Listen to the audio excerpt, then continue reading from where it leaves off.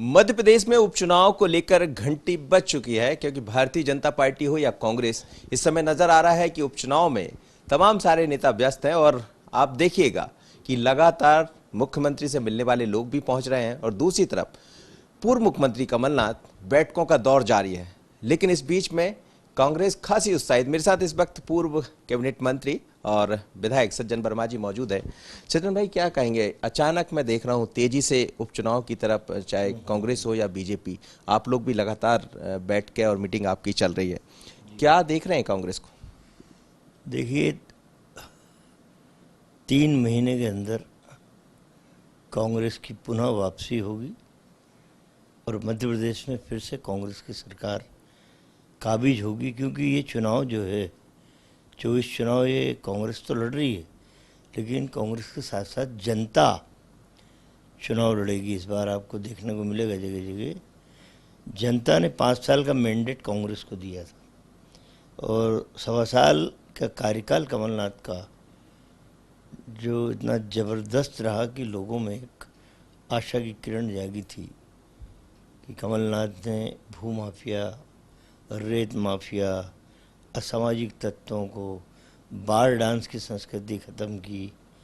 ये सारी बातें आम जनता को, खासकर इस प्रदेश की महिलाओं को बहुत अच्छा लगा कि असामाजिक तत्व और बार डांस और ये संस्कृति अपभ्रंशित की जा रही थी, उसे सुरक्षित करने का काम कांग्रेस ने किया। 15 साल जिन्हें पोषित किया बीजेपी ने 15 साल के शासन में, 1.25 साल में कांग्रेस की, कमलनाथ की सरकार ने उनका सफाया कर दिया और स्वस्थ और स्वच्छ वातावरण दिया।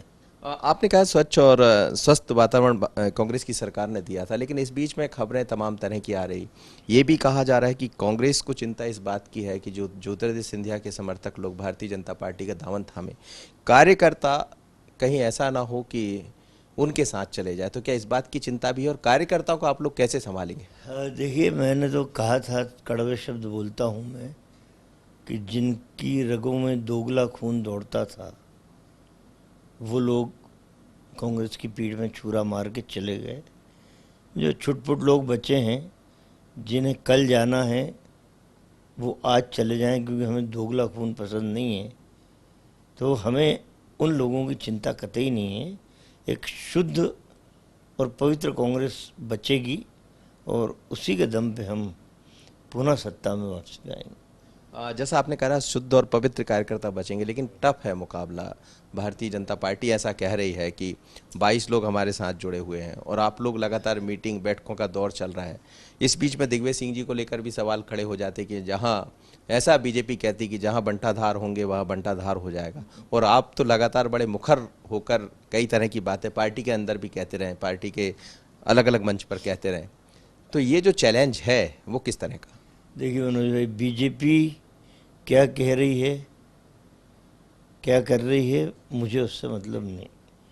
आपने कहा कि बीजेपी इज़ वेरी कॉन्फिडेंट कि वो सारे चुनाव जीतेगी। मैं आपसे अनुरोध कर दूं कि बहुत सारे विधानसभा क्षेत्रों में इन बिके हुए गद्दार लोगों को जनता गांव में घुसने भी नहीं देगी। कहीं इनके साथ हिंसा ना हो जाए गांव में। मतलब ये हालत हो जाएगी इन उम्मीदवारों के, बीजेपी की, जो गद्दारी करके गए हैं, बिक गए हैं, जनता हिसाब मांगेगी। तो ये तो मैंने कहा कि कांग्रेस तो लड़ेगी, पर आम जनता ये चुनाव भाजपा के खिलाफ लड़ेगी, दोगलों के खिलाफ लड़ेगी। जहाँ तक दिग्विजय सिंह जी की बात है, दिग्विजय सिंह जी हमारे सीनियर लीडर कल भी थे, आज भी और कल भी रहेंगे। उनकी उपयोगिता से कांग्रेस कभी इनकार कर नहीं सकती। जहाँ उनकी सलाह की आवश्यकता है, जहाँ उनकी मदद की आवश्यकता है, जिन क्षेत्रों में, माननीय कमलनाथ जी बरोबर उनसे रूबरू हो रहे हैं, उनकी सलाह ले रहे हैं। और जैसा कि बीजेपी के लोगों को कहना है कि बंटा ढार हो जाएगा, तो 24 विधानसभा के रिजल्ट आ जाएं, जरा चुनाव हो जाए। कांग्रेस हर नेता को तवज्जो देती है। आज वो लोग 22 लोग जिन्होंने बीजेपी को खून और पसीने से सींचा था, वो दर दर भटक रहे हैं। मैं ये कहना चाहूँगा मनोज भाई जी कि चाहे शिवराज हो चाहे नरेंद्र मोदी हो, ये सेनापति हैं और कोई भी सेनापति अपनी फौज को मार के किराए की फौज से जंग जीतने की यदि कल्पना करता है, वो सेनापति मूर्ख है। अपनी फौज मार दी, बीजेपी के लोग भागते फिर रहे हैं उधर। प्रेमचंद गुड्डू ने अभी रिजाइन दिया है भारतीय जनता पार्टी को। क्या कांग्रेस के टिकट पर प्रेमचंद गुड्डू जैसे और भी लोग नजर आएंगे? लेकिन कैलाश विजयवर्गीय चिंता जता रहे हैं कि प्रेमचंद गुड्डू को बीजेपी संभाल नहीं पाई, और क्या कांग्रेस संभालने की तैयारी में है? देखिए, प्रेमचंद गुड्डू पहले कांग्रेस में थे, फिर बीजेपी में चले गए, अब बीजेपी से इस्तीफा दे दिया। अभी कांग्रेस में तो आए नहीं है, बीजेपी से इस्तीफा उन्होंने जरूर दे दिया है और उनके स्वर इस समय मुखर हैं भारतीय जनता पार्टी के खिलाफ, ज्योतिरादित्य सिंधिया के खिलाफ। देखते हैं वक्त किस करवट बदलता है।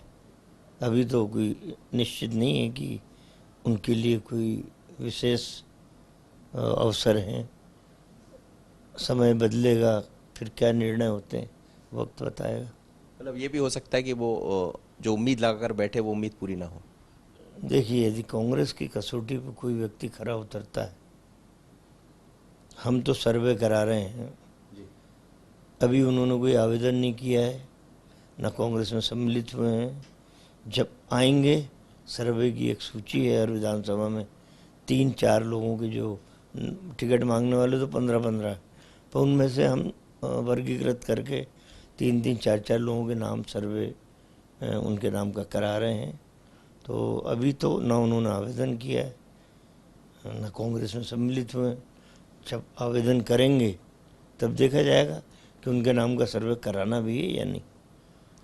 कांग्रेस ने किसानों के कर्ज माफी की बात की, कर्ज माफ आपने किया भी, जैसा आप लोग का कहना था। ये जरूर कहा था कि राहुल गांधी ने कहा था कि तत्काल कर्ज माफ हो जाएगा, उसमें थोड़ी सी देरी हुई।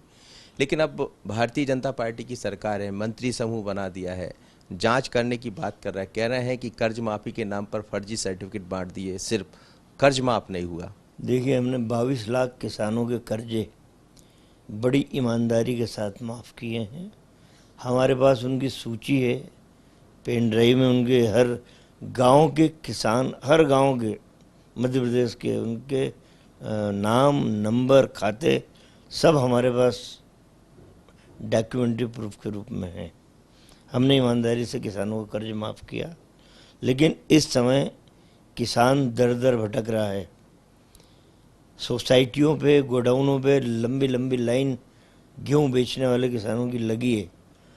अभी सीहोर में एक घटना हुई, एक किसान ने 30,800 रुपये का गेहूँ बिका, भाजपा की सरकार ने उसका 30,500 रुपया कर्ज में काट लिया, मात्र 300 रुपये उसके हाथ में दिए, वो डीजल भी नहीं भरा पाया अपने गांव वापस लौटने के लिए। तो हमने तो कर्ज माफ़ किया, लेकिन ये अताताई सरकार है। ये छिंदवाड़ा में एक बड़ा घोटाले की बात कह रही है सरकार। 4100 करोड़ का एक प्रोजेक्ट था सिंचाई परियोजना का, लेकिन उसमें काम शुरू हुआ नहीं प्रोजेक्ट का, और उससे पहले 450 करोड़ निकल गए खाते से। ऐसा आरोप है भारतीय जनता पार्टी का, शिकायत भी हुई है और मंत्री समूह ने जांच की, जांच में भी कुछ पाया गया। आपको लग रहा है कि छिंदवाड़ा मॉडल पर सवाल खड़े होंगे? देखिए, सरकार कोई भी हो, किसी भी दल की हो, यदि घोटाला होता है तो जांच कराने का अधिकार नहीं सरकार को होता है। तो हम तो आरोप नहीं लगा रहे बीजेपी की पूर्वाग्रह से ग्रसित होकर बीजेपी ऐसा कर रही। सज्जन वर्मा जैसे लीडर बहुत कम है जो मुखर रूप से कहते हैं। आपकी सरकार आई, आपने बहुत ज़्यादा जांचों की बात कही थी, व्यापम की बात कही, ई टेंडरिंग की आप बात कर रहे हैं, तमाम तरह की जांचें हुई, लेकिन जांच में वहाँ तक क्यों नहीं पहुँच पाए जहाँ तक भारतीय जनता पार्टी कह रही है कि हमारी जांच जारी है और जैसे ही होगा हम सलाखों के पीछे पहुंचा देंगे? तो क्या आपको लग रहा है कहीं कुछ गड़बड़ हो गई, जो प्लान आपका रहा करता था उसमें कहीं नहीं हो पाया? ऐसा नहीं है। हमें मैंने कहा ना कि हम लोग पूर्वाग्रह से ग्रसित नहीं है, लेकिन भ्रष्टाचारियों को छोड़ेंगे भी नहीं। बीजेपी को जो जांच कराना वो करा ले, डंके की चोट पे हम तो बोल रहे। बात यह है कि हमने जिन घोटालों का जिक्र किया और हम जांच करा रहे थे, इन सारी बातों से पहले हमारी प्राथमिकता इस प्रदेश का किसान था। चंबल एक्सप्रेस में कई अभी खूब चर्चा है। सरकार, वर्तमान सरकार कह रही है कि हम उसको बनवाने जा रहे हैं और उपचुनाव नज़र में 16 सीटें वहीं की है और आप पीडब्ल्यूडी मंत्री भी रहे। देखिए, ये एक झूठा था पहले इस प्रदेश में, शिवराज सिंह चौहान। एक झूठा और मिल गया, ज्योतिरादित्य सिंधिया। एक और 11 हो गए। मेरे पास सारे रिकॉर्ड हैं, कब कब हमने चंबल एक्सप्रेसवे के लिए मीटिंग की। मैं, नितिन गडकरी जो भूतल परिवहन मंत्री हैं, मैं मंत्री था, सबसे पहले मैं 14 फरवरी को उनसे मिला। दूसरी बार कमलनाथ जी को ले जाके 2 जुलाई को मैंने उनसे भेंट की। ये सारे चंबल एक्सप्रेसवे और तमाम सड़कों के बारे में चर्चा की। हमने उसके लौटने के बाद फिर मीटिंग की 20 फरवरी को तत्कालिक, ये 20 फरवरी 2020 को तत्कालिक जो चीफ सेक्रेटरी थे मिस्टर मोहंती, उनको हमने कहा कि आप बैठक लेके इसको तेज गति करिए।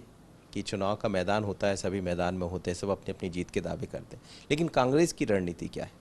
देखिए, हर विधानसभा की प्रकृति और स्वभाव अलग अलग होता है। हमने 24 विधानसभा का गहराई से अध्ययन करके 22 जगह तो दोगले लोग लड़ रहे हैं, 2 जगह मृत्यु हुई, उस वजह से जगह सीटें खाली हुई। हमारी रणनीति बिल्कुल साफ है। जो हमने वचन पूरे किए 100 साल में, वो जनता के सामने रखेंगे। बिके हुए और गद्दार लोगों की चरित्रावली लोगों के सामने रखेंगे। तो इंतजार है कांग्रेस को इसी बात का कि मंत्रिमंडल का विस्तार हो तो कुछ हम भी कुछ करें। सवाल ये है, क्यों नहीं बन रहा मंत्रिमंडल? इतने सारे विभाग हैं, बांटिए, तेज गति से काम करिए। संक्रमण काल से देश भी गुजर रहा है, मध्य प्रदेश भी गुजर रहा है। आप कोरोना जैसी महामारी को ढंग से निपट नहीं पाए हो, लोग पलायन कर गए। आज़ादी के बाद जो पलायन हुआ था 1947 में, उससे 10 गुना बड़ा पलायन लोगों ने अपनी आंखों से देखा। फेल्यूर सरकार है तो मंत्रिमंडल क्या बनाएगी? हम इंतजार क्या करें? वो तो खुद ही, उनके नेता ही इंतजार कर रहे हैं कि बना तो सही मंत्रिमंडल। फिर बताते हैं शिवराज कि मुख्यमंत्री पद कैसा होता है। कांग्रेस से जो बीजेपी में गए हैं उनकी भी लंबी फहरिस्त है। राकेश सिंह जी का नाम भी आ जाता है, प्रेमचंद गुड्डू भी वापस आ रहे हैं कांग्रेस की तरफ। 22 लोग भी कांग्रेस में गए। तो क्या कभी भविष्य में यदि आने की तरफ वापसी होती है तो रास्ता खुला है या हमेशा के लिए बंद है? देखिए, राकेश चौधरी, प्रेमचंद गुड्डू, कई लोग ग्वालियर चंबल संभाग के जो अब आज़ादी महसूस कर रहे हैं, वो आना चाहते हैं। तो गुण दोष के आधार पे, चरित्रावली देख के उन लोगों को स्थान मिलेगा। और जो 22 लोग गए उनमें से किसी ने कहा तो? अब ये तो हाईकमान तय करेगा। और मैं तो कहता हूँ कि दोगले खून के लोगों को अब लेने की आवश्यकता नहीं है। हाँ, ये थे सज्जन वर्मा जो पूर्व कैबिनेट मंत्री है और जब भी बोलते हैं तो बड़ा खुलकर बोलते हैं, लेकिन साफ तौर पर कहना है कि जब उपचुनाव दिखाई दे रहे हैं तो उपचुनाव को लेकर कांग्रेस पूरी तरह तैयार है और चुनाव में साफ हो जाएगा कि धोखा किसने दिया है और धोखेबाजों को जनता सबक सिखाएगी। लेकिन पब्लिक तो पब्लिक है, वो सब जानती है। मनोज सैनी, IND 24, भोपाल।